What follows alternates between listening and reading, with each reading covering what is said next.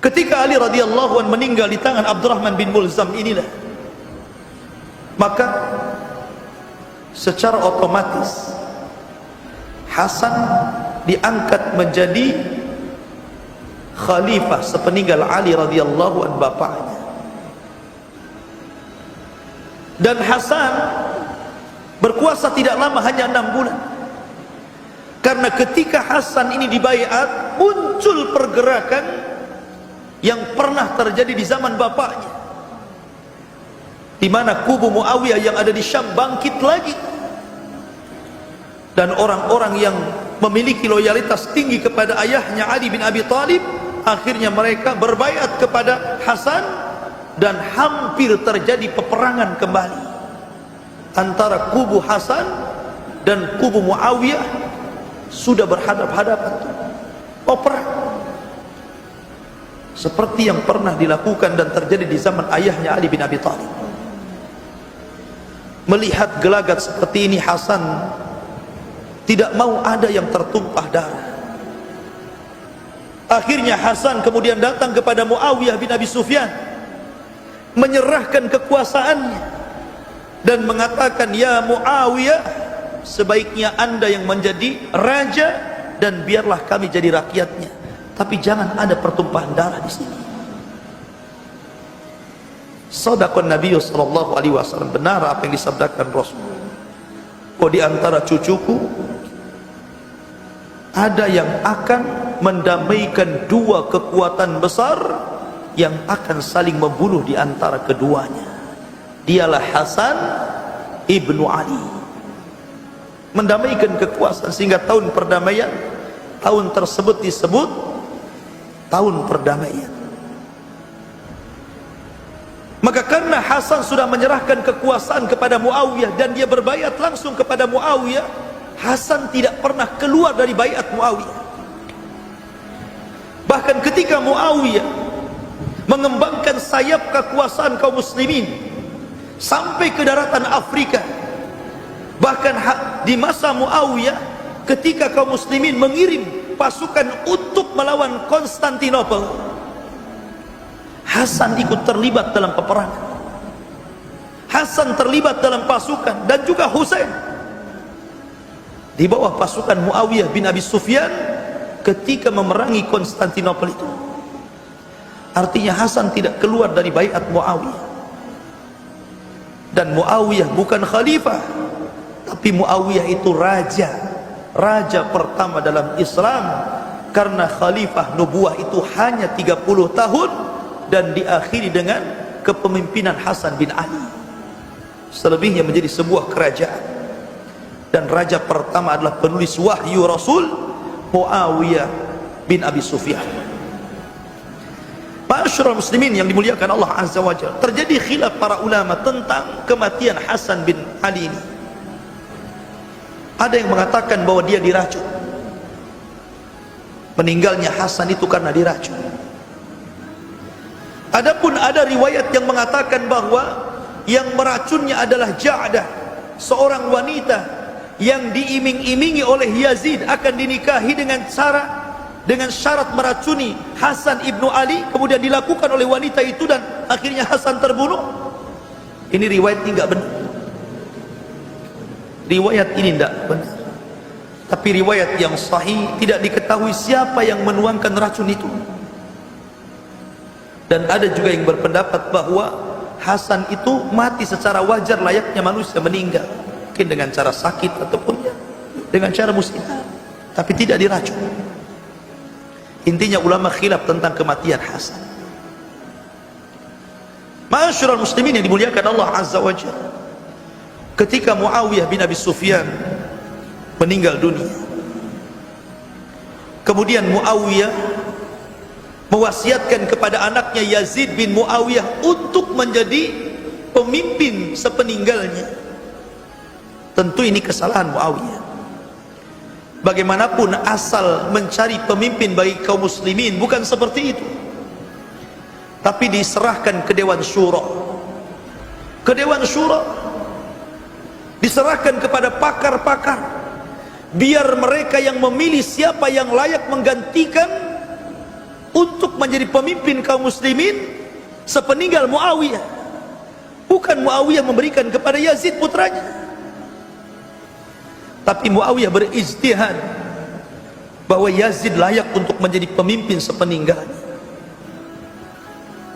Padahal hukum asal itu diserahkan kepada Dewan Syura, dan Dewan Syura melihat bahwa banyak orang yang jauh lebih hebat, jauh lebih mulia dibandingkan Yazid putra Muawiyah. Di antaranya adalah Abdullah bin Zubair, kemudian juga Abdullah bin Umar. Bahkan Husain sendiri adalah orang yang paling layak menggantikan Muawiyah, karena tidak ada orang yang lebih mulia melebihi Husain kala itu. Tapi karena Muawiyah sudah mewasiatkan kepemimpinan kepada Yazid, maka orang-orang hanya bisa gigit jari melihat Husain tidak dibaiat dan menjadi khalifah. Disinilah permulaan fitnah terjadi. Ma'asyiral muslimin yang dimuliakan Allah Subhanahu wa taala, ketika Yazid ibn Muawiyah, antum tahu Muawiyah tidak punya anak kecuali satu, Yazid bin Muawiyah. Alasan mandulnya Muawiyah dan tidak punya anak kecuali Yazid, karena setelah punya anak Yazid, dia ditusuk oleh orang Khawarij. Tusukannya kemudian mengakibatkan kemandulannya, karena dokter mengatakan engkau tidak punya anak lagi. Akhirnya kemudian dia pun tidak punya anak kecuali satu, Yazid bin Muawiyah. Setelah kemudian Muawiyah bin Abi Sufyan menyerahkan kekuasaan, mewasiatkan kekuasaannya kepada Yazid, banyak kaum muslimin yang tidak setuju. Banyak yang berontak hati mereka, kenapa Yazid? Kenapa tidak Husain saja? Termasuk hampir sebagian besar penduduk Kufah mencintai Husain dan menginginkan Husain menjadi khalifah sepeninggal Muawiyah bin Abi Sufyan. Tetapi apalah daya, Yazid sudah diangkat menjadi pemimpin sepeninggal ayah. Akhirnya kemudian penduduk Irak dan Kufah, setiap rumah mereka mengirim surat. Dilayangkan surat itu, setiap hari mereka mengirim surat dari Irak menuju Madinah. Setiap hari datang surat. Isi surat itu meminta Husain agar datang ke Kufah, karena seluruh orang Irak dan Kufah sudah membaiat Husain. Akhirnya Husain pun terpengaruh dengan surat-surat yang banyak itu. Tapi untuk memastikan bahwa orang-orang Kufah dan Irak itu jujur hati mereka, menghendaki bahwa Husain menjadi khalifah bagi mereka dan merebut kekuasaan Yazid, akhirnya Husain pun mengutus anak pamannya, namanya Muslim ibn Aqil. Diutus oleh Husain, ya Muslim, idhab ilal Kufah, berangkat ke Kufah, pastikan betul tak surat-surat itu. Berangkatlah Muslim bin Aqil ke Kufah. Subhanallah, tidak ada satupun rumah di Kufah kecuali mereka menghendaki Husain menjadi pemimpin mereka. Artinya surat itu bukan surat bodoh, surat betulan, karena orang-orang Kufah sangat cinta dengan Husain. Rupanya Muslim bin Aqil akhirnya karena melihat adanya kepastian di Kufah, dia pun melayangkan surat agar dihantar kepada Husain yang ada di Madinah, agar Husain segera datang menemui orang-orang Kufah dan Irak. Mereka siap membaiat dan merebut kembali tahta yang telah dikuasai Yazid bin Muawiyah. Berangkat Husain itu. Namun sebelum Husain sampai di Kufah, rupanya Yazid bin Muawiyah mendengar gelagat adanya pemberontakan di Kufah itu. Diutuslah orang kepercayaannya, namanya Ubaidillah ibn Ziyad, orang yang zalim, orang yang jahat, orang yang fasik. Diutus Ubaidillah ibn Ziyad ini untuk mengawasi Kufah. Berangkat Ubaidillah ibn Ziyad ke Kufah. Rupanya benar bahwa orang-orang Kufah siap berbaiat kepada Husain. Pulanglah kemudian Ubaidillah ibn Ziyad melaporkan kepada Yazid. Akhirnya kemudian Yazid mempercayakan Ubaidillah ibn Ziyad ini untuk melindungi Kufah agar jangan sampai mereka lepas baiatnya dari Yazid, jangan sampai mereka memberontak. Dibawanya pasukan yang besar. Kemudian rupanya di Kufah tiba-tiba Muslim bin Aqil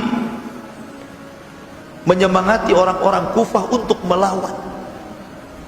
Bangkitlah 4.000 anak-anak muda Kufah dipimpin Muslim bin Aqil hendak melawan tentara Abu Ubaidillah ibn Ziyad, utusan Yazid bin Muawiyah ini. Melihat orang-orang Kufah bangkit, akhirnya mundurlah pasukan Ubaidillah ibn Ziyad ini dan melaporkan kepada Yazid, kemudian bersiasat lain. Yang tadinya Yazid mengirim pasukan, sekarang tidak, mengirim harta yang banyak. Akhirnya harta itu dibagi-bagikan kepada seluruh penduduk Kufah. Tidak ada satupun rumah-rumah di Kufah melainkan mendapatkan harta yang banyak, asal jangan mereka membaiat Husain. Subhanallah. Orang-orang Irak dari dulu itu kaumun ghudur, orang yang suka berkhianat. Awalnya mereka cinta kepada Husain untuk dibaiat dan menjadi khalifah mereka, kemudian menumbangkan kekhilafan Yazid. Sekarang berbalik karena harta. Memang harta itu fitnah yang luar biasa, kata Rasul. Setiap umat itu punya fitnah, dan fitnah umatku ini harta, kata Rasul. Langsung berbalik, dikasih uang. Ma'asyiral muslimin yang dimuliakan Allah subhanahu wa ta'ala, akhirnya dari 4.000 pasukan yang dipimpin Muslim bin Aqil mulai berkurang sampai sisanya 600 orang. Dapat harta lagi, kemudian berkurang 500 orang, berkurang 400 orang, berkurang 300 orang, sampai dari 4.000 tersisa 3 orang yang siap membaiat Husain. Bayangkan, gara-gara harta bisa dari 4.000 jadi 3 orang. Yang anehnya, yang 3 orang ini ketika sholat bersama Muslim bin Aqil, sholat maghrib, setelah salam assalamualaikum, assalamualaikum, ketika lihat ke belakang yang 3 orang pun sudah lari, sudah mengikuti yang 4.000, karena diiming-imingi harta yang banyak oleh Yazid bin Muawiyah, karena Syam ketika itu daerah kaya.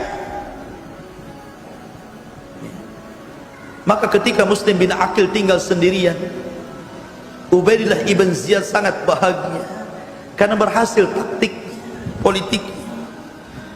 Maka Muslim bin Aqil pun ditangkap. Namun sebelum ditangkap, dia menulis surat kepada Husain agar jangan dilanjutkan perjalanan pulang balik ke Madinah. Orang-orang Kufah sudah berkhianat. Kemudian setelah menulis surat itu, Muslim bin Aqil pun dibunuh dengan cara yang sadis oleh Ubaidillah ibn Ziyad. Sementara surat yang dilayangkan agar Husain balik ke Madinah ini tidak sampai kepada Husain. Sementara surat yang pertama agar Husain datang ke Kufah sudah dibaca Husain. Maka Husain pun dengan bahagia menyiapkan pasukan yang secukupnya dengan membawa 70 orang. Sebagiannya adalah keluarga Nabi di bawahnya, istri-istrinya, kemudian anak-anak, keponakan-keponakan dibawa semuanya, anak perempuan, laki-laki. Husain dan keluarga besar Nabi SAW dibawa oleh Husain dengan hanya dikawal 30 pasukan saja. Ketika itu banyak para sahabat menasihati Husain agar jangan berangkat ke Kufah. Di antaranya adalah Abdullah bin Umar radhiyallahu anhu menasihati, jangan, karena orang-orang Kufah itu kaumun ghudur, terkenal orang yang suka berkhianat. Jangan pergi ke sana. Tapi karena sudah terpengaruh dengan surat dari Muslim bin Aqil, dia tetap ingin berangkat. Akhirnya Ibnu Umar hanya mengatakan, astaudiukallah min khatil. Kalau engkau tetap berangkat wahai Husain, aku hanya bisa menitipkan dirimu kepada Allah agar Allah melindungi dari para pembunuh. Tetapi Husain tetap berangkat. Padahal banyak para sahabat menasihati dia agar jangan berangkat. Berangkatlah Husain sebanyak 70 orang menuju Kufah. Mendengar Husain berangkat ke Kufah, terdengar oleh Yazid, ini bahaya. Kalau seandainya Husain ini sampai ke Kufah, tentu orang-orang Kufah yang sudah disogok dengan duit dan harta itu bisa berbalik itu. Karena orang-orang Kufah itu hati mereka kepada Husain. Takut dengan kedatangan Husain ke Kufah, maka Yazid mengutus lagi Ubaidillah ibn Ziyad, tapi bukan untuk membunuhnya, hanya untuk menghalau. Jangan sampai ke Kufah, balik lagi ke Madinah. Tapi perintah Yazid kepada Ubaidillah ibn Ziyad ini tidak didengar oleh Ubaidillah. Dia punya kebijakan sendiri yang tidak sama dengan kebijakannya dengan Yazid. Makanya ketika terbunuhnya Husain, Yazid hanya mengatakan, kalaulah aku ketika itu posisiku berada di situ, tentu aku tidak akan membunuh Husain. Bahkan sempat melaknat para pembunuhnya. Cuman kesalahannya Yazid tidak menghukum pembunuhnya itu. Ma'asyiral muslimin yang dimuliakan Allah Subhanahu wa taala. Maka Husain pun berangkat. Ketika itu Ubaidillah ibn Ziyad mengutus 5.000 pasukan. Anda bisa bayangkan 5.000 pasukan melawan 70 orang. 70 orang itu pun separuhnya keluarga Nabi, perempuan, anak-anak, orang-orang lemah. Hanya 30 orang saja prajurit yang mungkin bisa bertempur. Tidak imbang ikhwan, 70 lawan 5.000. Yang 5.000 ini dibagi dua. Pertama 1.000 dulu diutus, dipimpin oleh Al-Hur ibn Yazid At-Tamimi. Ketika 1.000 pasukan ini berjumpa dengan Husain yang tadinya hendak menyerang Husain, tapi Hur melihat kemuliaan keluarga Nabi tidak jadi menyerangnya, justru mengatakan kepada Husain untuk kembali ke Madinah. Balik lagi kamu, jangan ke Kufah. Berusaha melindungi, minimalnya jauhi Kufah, kalaupun tidak pulang ke Madinah. Akhirnya Husain pun berusaha untuk menjauh Kufah. Allah takdirkan yang 4.000 pasukan itu tiba-tiba datang, dipimpin langsung oleh Ubaidillah ibn Ziyad. Ma'asyiral muslimin, maka di hadapan Husain ada 5.000 pasukan. Akhirnya kemudian Husain melihat gelagat yang tidak baik. Dia hanya bicara kepada mereka dengan 3 permintaan saja.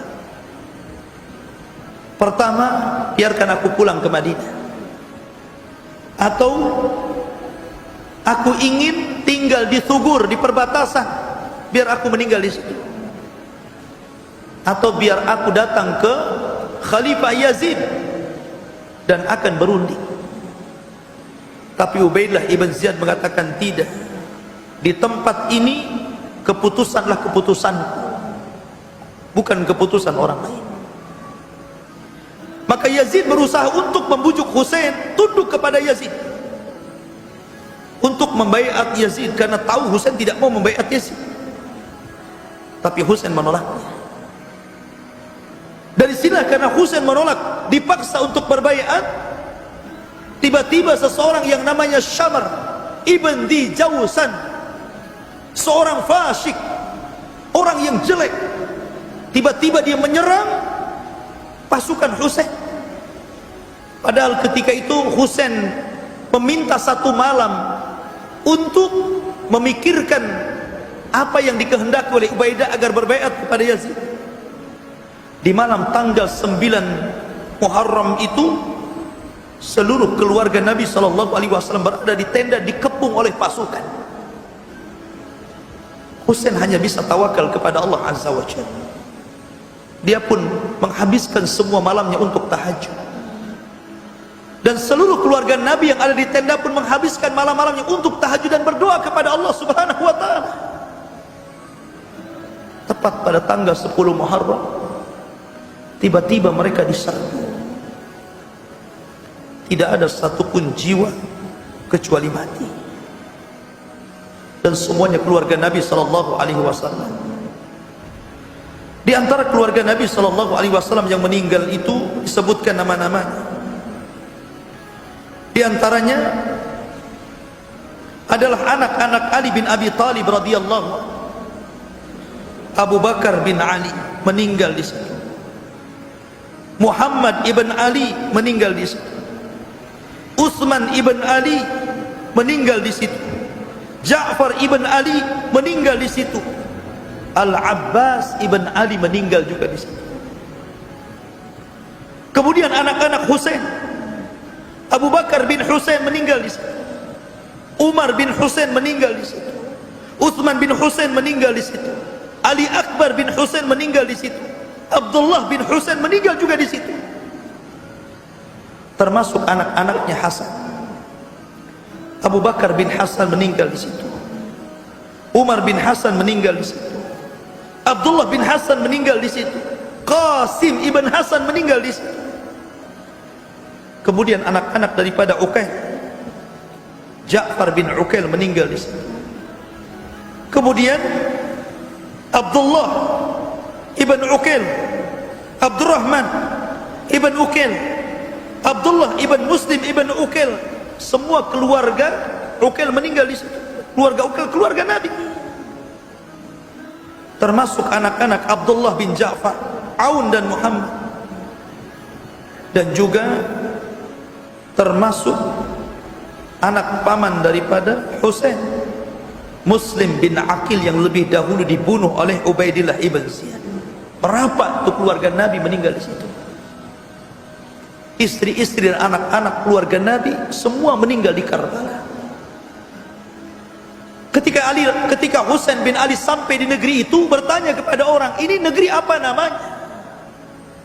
Maka orang-orang mengatakan Karbala ya Husain. Maka orang-orang mengatakan, maka di sini akan terjadi karbun wabala. Karbun wabala disingkat menjadi Karbala. Di tempat inilah Husain dibantai. Keluarga Nabi dibantai. Seluruh cucu cicit Nabi sallallahu alaihi wasallam dibantai. Ma'asyiral muslimin yang dimuliakan Allah Subhanahu wa taala.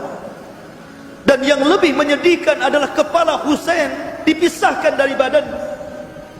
Kemudian kepala itu dibawa ke hadapan Ubaidillah ibn Ziyad. Ketika itu Ubaidillah ibn Ziyad sedang membawa tongkat. Kemudian dihinakan kepala itu dengan dipukul-pukul dengan tongkatnya. Subhanallah. Cucu Nabi sallallahu alaihi wasallam, pemimpin para pemuda di sorga, dihinakan oleh Ubaidillah ibn Ziyad sampai dipukul-pukul dengan tongkatnya. Sampai Anas bin Malik yang ketika itu sudah tua renta melaknat Ubaidillah karena telah menghinakan kepala Husain, orang yang merupakan kekasih kita kaum muslimin, keluarga Nabi sallallahu alaihi wasallam, cucu tercinta Nabi sallallahu alaihi wasallam. Tapi apalah daya Anas bin Malik yang sudah tua hanya bisa melaknat dan mendoakan buruk kepada Ubaidillah ibn Ziyad. Ma'asyiral muslimin yang dimuliakan Allah. Tapi Yazid ketika mendengar ini, dia marah. Kenapa aku tidak menyuruh membunuh, kenapa dibunuh? Bahkan kenapa sampai dihinakan? Sehingga dia mengatakan, kalau aku berada di posisi dia, aku tidak akan bunuh dia. Kemudian Yazid mulai melaknat orang yang membunuhnya. Ma'asyiral muslimin yang dimuliakan Allah Subhanahu wa taala. Maka peristiwa ini dalam sejarah disebut dengan peristiwa Karbala, karbun wabala. Sebuah tragedi yang sangat menyedihkan. Semua keluarga Nabi dibantai di tempat ini.